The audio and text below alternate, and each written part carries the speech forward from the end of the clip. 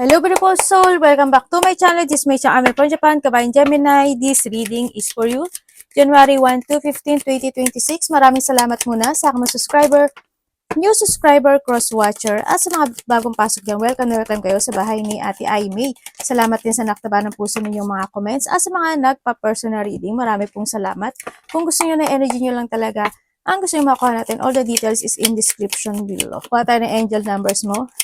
Nangyayari, or mangyayari pala. Use your own intuition, lawakan nyo inyong isipan. Ano man ang gender mo, ano man ang edad mo. Wala sa baraha ang kapalaran ng tao, kayo pa rin ang makapagpapabago nito. Gawin yung guide yung mga warning sign na pwedeng lumabas para ma-alert kayo, no? Or ma-aware kayo at ano mga bagay na pwede nyo makuha. Pero kung gusto nyo lang na positive, hindi itong channel na to para sa'yo. Baka nakakita ka ng mga repeating numbers, 000-1441 or connected itong number na ito sa'yo, and also 0808. Oyo, swift action, and limitless potential. Unique skill. Marami sa inyong mga Gemini is meron talaga kayong unique skill. Kumbaga, may mga kakayahan kayo na hindi kaya ng iba. Kaya yun ang key mo to success, kaya gamitin mo. Life goals, mission, sense of self, honesty, important project. Okay, mag-go ka sa mission mo. It's the time of intense self-development. Kung may mga nagkakaroon ng mga awakening, kung nagtataro reading ka, or any situation na nagkaroon ka ng awakening, or you need to focus to your mission in life, no? Yan. Focus your mind on your craft. You already have what it takes to succeed, or like I told you, but practice makes you a master. It's also served to find your true purpose. Leveling up in your career or business is a priority to right now. Oy, ito na yung time na, kasi 1 kasi is the beginning. This is a time to start a new beginning and take it action in some aspect of your life, lalo na to your goal, to your mission, or yung mga bagay na you want to success sa career mo, sa business mo, sa mga priority mo this time, no? Kung ano mga project mo, sa nakita ko, focus ka lang doon. And to innovate and leveling up yourself, ang sinasabi rin dito, and masterin mo daw yan. Di ba? Maganda yung mo, oh. Focus lang. Romance is in the air. Maaring may tao na magkakaroon ng attraction sa'yo, or ikaw ang magkakaroon ng attraction sa kanya, sa nakita ko to, or may tao na may nararamdaman sa'yo, no? And time to go out. Maaring magkakaroon ng mga go out situation, having fun, joy, and creativity, or this is a time na enjoy life naman, or pwede rin when it comes to a rose, may tao na ayain ka, relasyon man yan, kaibigan, connection mo, yan, na maaring lalabas ka to go out, ganyan. Or ikaw ang mag-aaya sa kanya, no? O, di ba, married? Okay, so nakita ko sa dito is, handon din yung, when it comes dito sa unique skill, is you need to commit yourself when it comes sa priority mo, sa purpose mo, sa mission mo, sa goal mo, no? Sa mga project mo. Yan nakita ko. And also, sa iba sa inyo is, maybe you are thinking about something married, pwedeng ganun, or mapag-uusapan related to a married, or na doon ka sa sitwasyon na you are more on committed sa mga tao na nagbibigay ng pagmamahal sa'yo, sa iba sa inyo, no? O iba sa inyo is nandoon yung connection with someone na mahal mo. Baka may mga alis kayo, ganyan. May mag-chill-chill, go out. Vacation. Maaring mag-iisip kayo ng bakasyon, malayo man yan o malapit man yan, magkakaroon ng mga traveling vacation or thinking about traveling or mapag-uusapan, family man ito or karelasyon man ito, ganyan. Maaring nahadon ka sa point or kinakailangan na doing something risky, taking a chance. May mga bagay na maaring magti-taking a risk ka or may mga bagay na susubukan mo talaga. This time, sa nakita ko dito, mas more ka magko-commit doon sa sitwasyon na yun. Or you need to take a risk kasi there's a chance na ma-okay siya kasi magaganda yung card, no? And honor and respect will come to you. May mga tao talaga na, may mga honor situation, handun din yung respeto na makakatanggap ka sa ibang tao o manggagaling sa tao. Or pwedeng sa mga tao na na-connected sa iyo or committed sa iyo, no? Ganyan. Nirespetuhin nila yung gusto mo, ganyan. Or ikaw din also, rerespetuhin mo yung gusto nila sa iba sa inyo. And yan din yung ano, yung pagiging crown. Siguro handun ka sa point na mas more ka mag-focus to your goal, to your mission, to your project, or sa mga priorities mo this time. Parang hanggang sa makuha mo yung crown when it comes to yourself. Pwedeng ganun sa iba sa inyo. No? Or you need to commit, no? Kasi success ang kalalabasan nito. Dealing or relationship with an older man. Pwedeng ikaw ito or pwedeng ito is committed ka sa isang tao na family mo, pwedeng ganyan. Magulang mo o kaya kapatid mo na mas matanda sa'yo o mas may edad sa'yo, ganyan. Committed siya sa maaring hando niya, ito yung tao na to, ang nagbibigay sa'yo ng support and love and respect sa mga bagay na naggusto mo sa buhay. Or maybe ikaw sa kanya. No, vice versa natin. Andun yung nirerespeto mo siya, binibigay mo talaga, andun yung full of support and caring and love mo sa kanya or siya sa'yo, no? Sa mga gusto mong gawin sa buhay. And syempre, yun nga, sa mga nasa paligid mo, no? Sa nakita ko dito, yan, magkakaroon ka ng mga honor and respect sa kanila. Makareceive ka. Use your intuition to make a beneficial change. Sa iba sa inyo is mag-trust ka lang sa intuition mo, sa nakita ko dito, no? Kasi may mga bagay na kailangan ng pag-isipan para maibalik mo yung dating ikaw or maibalik mo yung respeto kung may mga nawala mang respeto na galing sa iba, pwedeng ganon. Or hando yung mga situation na you need to trust your intuition more to commit yourself dito. Ibig sabihin, kung kailangan mo muna magbakasyon, lumabas ka sa mga, yung may mga ano, puno-puno, no? Lalo na para mas maging active yung intuition mo, ganyan, mag-meditate ka, mas good yun sa iba sa inyo. And then, isa rin dito sa nakikita ko dito, listen to your inner voice dito, no, sa nakita ko dito sa'yo. Mas more kang mag-commit and mag-trust to your intuition para hindi rin ikaw mag-mess sa mga bagay o sitwasyon in life. Use your common sense din dito, ha? Your energy.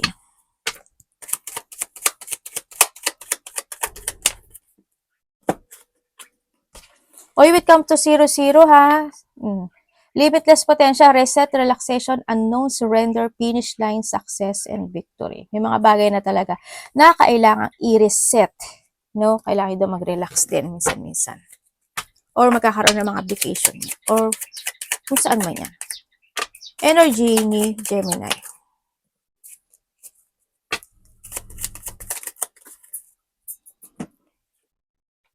Okay. Energy mo. Ang energy mo, nito kasi sitwasyon mo na siguro iba sa inyo is, yun nga, may mga outgoing situation, may mga risk na gagawin, maybe you jump to your passion, ganyan, malayo man yung outgoing nyo. May mga creativity ako na nakita na naiisip mo this time, pero handun pa yun sa ano parang pagsasala-sala. Parang iniisip mo pa, gagawin mo ba siya or hindi. Nandun ka sa point na yun. Parang nagkaroon ka ng mga idea. Also, energy na nakikita ko sa'yo dito is baka maging busy kayo. Siguro when it comes to a thinking, ganyan. O kaya mga bagong plano, magkakaroon kayo. Or handoon yung may mga multitask, multiple priorities ka na gawin. Yung iba naman sa inyo is meron ka daw na mga iisipin na i-evaluate this first half of month ng January 2026. Nandun ka sa point, may mga bagay ka na pipilitin mo or pagpupursigihan, pwedeng ganon sa iba sa inyo. Pero ang nakita ko dito, parang iisipin mo muna siya. Paano, anong gagawin, parang nandun ka sa point. O may mga bagay ka na pipilitin mo this time. Mas more kang magiging this time na magiging mas more kang patient, ganyan. May mga bagay din ako na nakikita sa iyo na pagkokontrol. Hindi ko alam in what way, siguro sa salita or sa mga gawa, decision, pwedeng ganon. Ganon, may mga pagkokontrol situation ako na nakikita sa iyo. And then,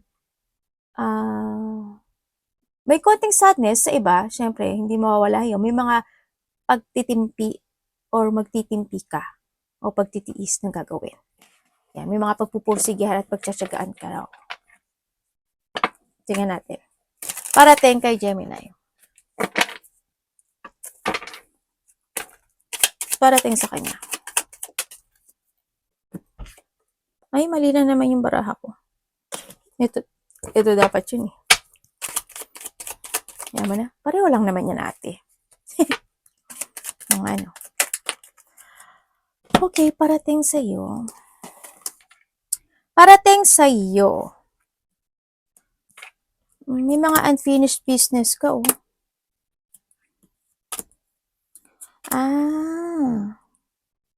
Okay, parating sa'yo. May mga unfinished business ka raw dito. Ang sinasabi rin dito, ano eh,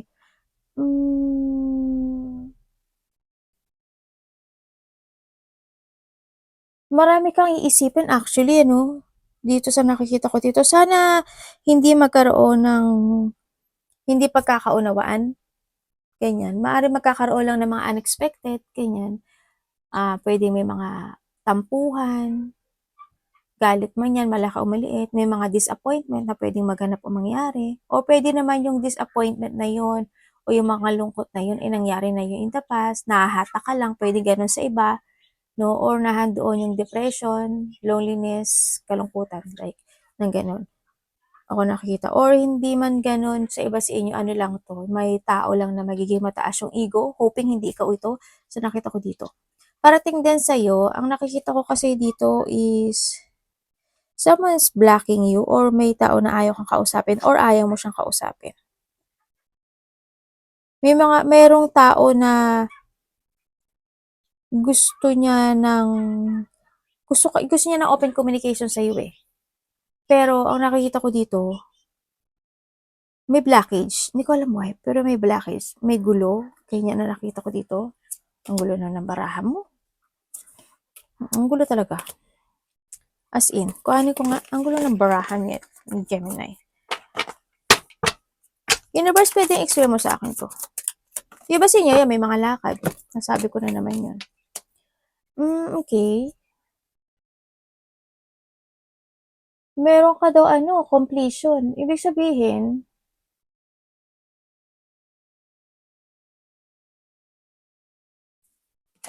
meron.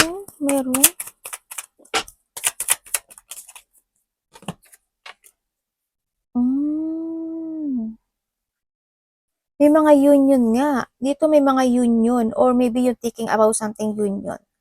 No? Ako nakita. Pwedeng sa karelasyon, sa kapamilya, ganyan. Ako nakita. Also, completion is coming sa'yo. Oh. May completion ka. Ibig sabihin, meron kang sitwasyon or you have a manifestation or may dinidesire ka na makakamit mo siya. Yun. Maaring a-actionan mo na siya this time and maaring maging okay siya by before ending of this year sa iba sa inyo. Yun. Or mangyari man ito within the 10 months or 10 days, weeks, ganyan. Sa iba sa inyo.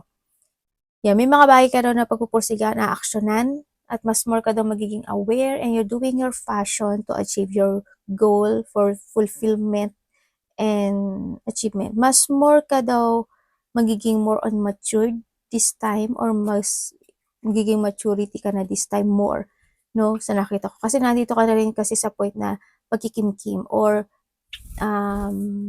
may mga bagay na parang kikimkimin mo or titiisin mo, mga ganun. Good news is coming. Ang nakita ko rin sa'yo. Congrats, may mga fulfillment, happiness, abundance also is coming. Within the 3 days, 3 weeks, 3 months is maaaring makaka-receive ka or by March, makaka-receive ka ng blessing. Pwede rin sa iba sa inyo, this na idea or opportunity na parating sa inyo.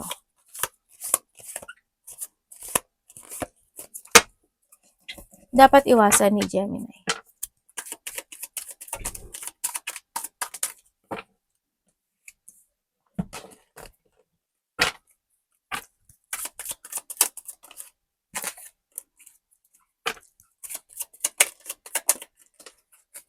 Okay, dapat mong iwasan. Okay. Dapat mong iwasan, syempre yung hindi ka mag-focus and hindi ka mag-commit sa mga bagay na gusto mong ma-develop sa buhay mo o gusto mong mag-success sa buhay mo, no? Iwasan mo yung paulit-ulit na gawain na hindi naman nagsasucess. Ganyan. Kumbaga hindi ko naman sinabi na mag-give up ka. Kumbaga magbigay ka pa lang more on effort. Kumbaga, i-push forward mo pa. You need to put effort dun sa bagay na yun, to success. Iwasan mo na hindi ka magkaroon ng paghihigpit or ma-disconnect ka to success or to develop something into your life. Iwasan mo yung lungkot siyempre, yung mga tao na hindi nagiging same page sa'yo, iwasan mo yun, o yung mga tao na hindi ka gusto, if ever na meron man. And also yung pagpapaliban, iwasan mo rin yun sa nakita ko dito. Kung may mga bagay na need to fix, fix it. Iwasan mo yung katamaran if ever, mga puot, galit, struggle, ma-stagnant, or ma-uncontrol ka sa sitwasyon. Siyempre, yung mga conflict, iwasan mo din iyon, no, sa nakikita ko dito. Give hard work. Love. Kapatid, anak, magulang, karelasyon, kaibigan, pamilya, Gemini, in love. Huwag ipilit pag hindi nyo energy, ha? Vice versa tayo. Uy, the sun. Okay, kung kayo is single. Kung kayo is single, parang wala naman lumalabas sa inyo. Iba dito, you are more on focus to your family. Yan. Single. Meron ka ikakagulat o ikabibigla na maaring may taong gustong bumalik. Bago. Sa iba dito, bago to. Sa iba dito, babalik. Sa iba sa inyo, makikilala nyo siya by the internet, but you need to be aware. Why? Kasi itong tao na to ay may konting pagsisinungaling. Or may lihim. Or nagiging ano siya sneaky. Ganyan. Basta mag-ingat ka lang. No? Yun na nakita ko. Medyo may ano siya, konting strategy when it comes sa pakipag-usap kasi medyo matalino siya. Hindi naman porket matalino ate, hindi naman. Kumbaga, magaling siya pagdating sa talking with someone. Yun na nakita ko. Baka, pero nasa iyo yun. Kung gusto mo siya, edi why not? Diyos ko po, Marimar. Diba? It's up to you. But you need to be aware. Okay, kung kayo is nagkahiwalay nitong tao to, yes, nagkaroon ng sadness. Naging masaya naman, ang nakikita ko sa dito, naging masaya, no? Kung titingnan ko dito, naging aware nga yung feelings. Yung isa sa inyo, napaka-very patient, aware siya sa feelings ng kapartner niya, sa nakita ko dito. Gusto rin naman siya ng maaring gusto rin siya ng pamilya mo, ganyan. Dumating na lang talaga yung point na pag-iwan sa ere. Pagdating dito, nagkaroon ng movement, no? Maari din na nagkaroon dito yung isa sa inyo is nagkaroon ng pakikipag-usap with someone. Yun na nakita ko dito. And then also, sa nakita ko kasi dito, yun, nagkaroon na ng free will situation in life ang isa sa inyo, kasi ginawa niya ngayong lahat din naman. Pero ang di ko lang maintindihan kasi dito, parang they still spying you or nahandun siya sa pagtatanong sa mga same pagkakilala, ganyan. Parang nagkakaroon siya ng connection or napagkikwentuhan ka or ikaw ito ha, yun na nakikita ko dito. Nagkakaroon ng controlling emotion when it comes in this relationship, pero deep inside, maaring yung isa sa inyo dito, sa inyo is may gustong bumalik. May pagbabalik. Pero may dalawang tao ako nakikita. No? May pagmamatsyag din actually ako nakikita dito. Yes, nagkaroon na kanya-kanya. Pero trap pa rin to. Oh. Isa dito is still trap. Kahit alam mo yung kahit na nagmo-move na yung isa o nagmo-move ka na, natatrap pa rin siya.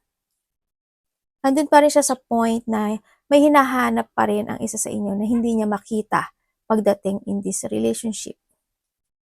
Still pa rin siya na na ganun. Okay, kung kayo naman is in relationship. Kung kayo is in relationship, siguro isa sa inyo is may family na or both kayo may family na dito. Ate, mahal niya ba ako? Masaya naman daw kayo eh. Kasi dito sa sitwasyon, kung ano yung papakita mo sa akin, papakita ko sa'yo. Sa mga walang third party to ha. Sa mga walang third party, ganun. Pwede rin na pabor sa'yo sa mga magulang, pabor. Ganun, no? Or may mga relatives na gusto ka rin naman nila. Dito sa sitwasyon, ang hirap naman ito. Basta masaya siya. May saya. may saya ako nakikita. Yun nga lang siguro, baka minsan nag-aaway talaga kayo. Kasi minsan, nakukuha ng card kasi yun, lalo na pag nagkaroon ka ng tampuhan, may ano talaga siya, magre-release siya ng emotions dito sa baraha. Baka nagkakaroon kayo ng tampuhan, pero nagkakaroon ulit kayo ng recovery, ganyan, tampuhan, recovery, gano'n. Yun ang nakikita ko dito. Pero nagkakaroon din naman ng pagkakasundo sa nakita ko dito, no? And then, kung may third party dito, yes, may third party. No, isa sa kasi sa inyo is ano sa mga may third party andun yung ano ito? Tukso, no? Pwedeng nahandun yung matuksohin ng isa sa inyo sa mga may third party. Yan, may third party talaga. May pagsisinungaling. Hindi lang na may ikaw yung kausap niya. May iba pa siyang kausap sa may mga third party dyan. O syempre, kaya nga may third party ate no? Yan, may iba pa siyang kausap dito. Nagkakaroon ng tukso situation in life. Iba sa inyo LDR. Pwede iba sa inyo is may asawa na talaga. O may karelasyon. Sana hindi nyo energy to. Kasi hindi maganda. Bakit ba ate nasabi mong hindi maganda? Kasi lumabas si Devil. And Justice. And the Tower. Kapit lang kayo, di ba? Kapit lang. Asong naman mahal nyo isa't isa, basta, di ba? Kapit lang kayo. Pag mahal nyo isa't isa, magkaroon man ng problema, magkakaintindihan kayo. Kung matagal na kayo, maaari na din kayo sa point na nagkakaroon na kayo ng lamat, pero dahil sa may mga anak kayo, kumakapit kayo. Nagkakaroon naman din ng recovery dito sa relationship. Money ni Gemini.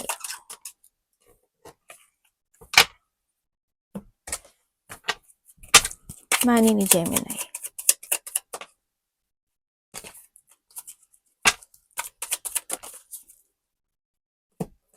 Okay, when it comes to your money, pagdating sa money mo, hindi pa siya ganun ka-success sa nakikita ko sa iyo dito, but you're still, parang ano kasi you are patiently waiting dun sa situation na maaaring nag-save ka na talaga ng money, maaaring may mga investment ka na, mas more ka na siguro nagtitipid, mas more mo nang pinag-iisipan talaga yung kung ano yung mga pagkakagastusan mo sa pagdating sa pera, nagiging more on patient ka, no? When it comes to your money this time. Siyempre, nandun naman yung mga manifestation in life. Talaga nagpupursige at nagtatyaga ka sa mga bagay pagdating sa money mo.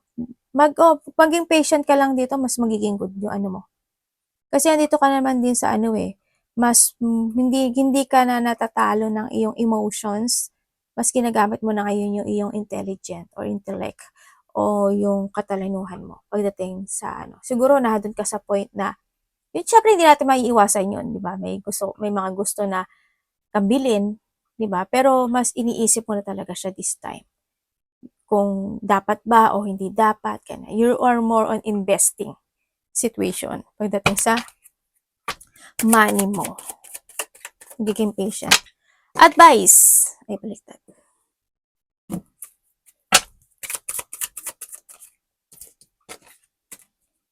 Uy. When it comes sa advice.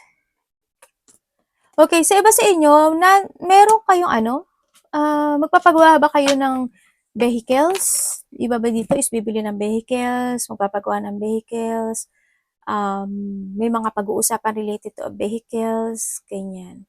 Or connected sa yung vehicles. Yun ang nakikita ko sa iba sa inyo, no? Yan.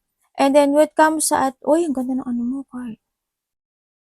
May offer sa'yo, Mari makaka-receive ka ng offer, blessing, no, dito. Pwedeng sa family mo ito or sa mga iyong ancestor.